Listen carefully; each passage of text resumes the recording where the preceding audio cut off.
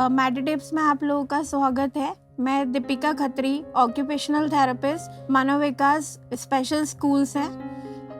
Occupational therapy क्या होती है, आज हम उसके बारे में बात करेंगे।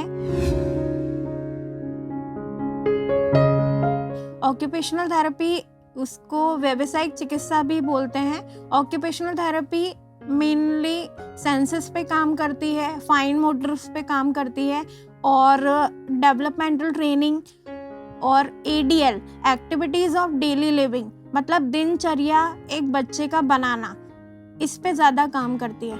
बच्चों को ये नहीं पता होता है, जैसे ऑटिज़म वाले बच्चे हैं, डाउन सिंड्रोम वाले बच्चे हैं, लर्निंग डिसेबिलिटी वाले बच्चे हैं, इन लोगों को अपनी दिनचर्या पता नहीं होती है। इनको अपनी उम्र के हिसाब से पता नहीं होता है कि इनको क्या करना है।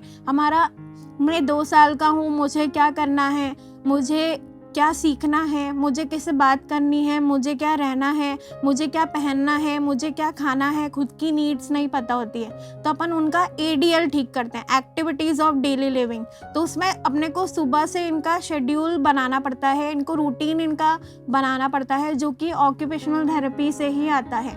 ऑक्यूपेशनल थेरेपी इनमें समझ पे काम करता है, मतलब एक बच्चे को उनकी समझ पे काम करेंगे तो उनको पता आ जाएगा कि मेरा ये उम्र है और मुझे उस पे ये काम करना है, मुझे इस उम्र में ये सीखना है, मुझे इस उम्र में बोलना है, मुझे इस उम्र में खाना खाना है, मुझे इस उम्र में लिखना है, मुझे इस उम्र में पढ़ना है।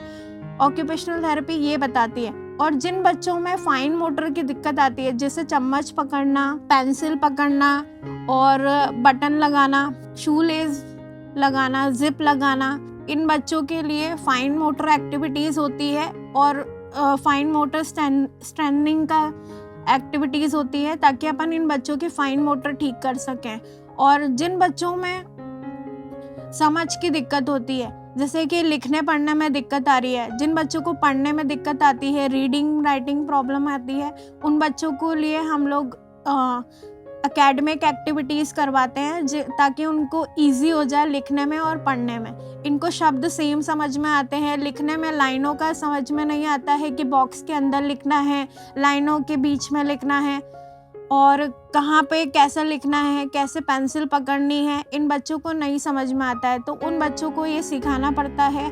और जिन बच्चों में लेट उठना बैठना होता है, जिनको बोलते हैं डिले डेवलपमेंट या CP चाइल्ड, उन बच्चों को हम डेवलपमेंटल ट्रेनिंग कराते हैं, ताकि वो सही टाइम पर चलना सीख सकें, बैठना सीख सकें, रोलिंग कर सकें। और सही टाइम पे अगर ये चीज़ अचीव कर लेंगे तो फिज़िकल और मेंटल हेल्थ दोनों पैरेलल चलेगी, तो बच्चे में कोई दिक्कत नहीं आएगी। अगर ये दोनों आगे पीछे हो जाती है तो बच्चे में ज़्यादा दिक्कत आती है।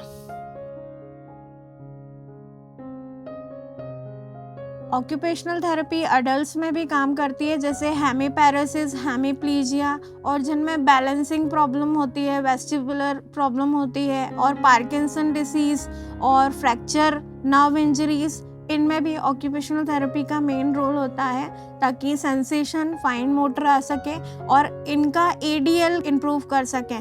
जिनमें अर्गोनॉमिक्स एक्टिविटीज़ अपन ऐड कर सकते हैं और इनमें अडेप्टिव डिवाइसेस का भी इन अडल्ट्स को अपन हेल्प कर सकते हैं। आप लोगों को ऑक्यूपेशनल थेरेपी समझ में आ गई होगी।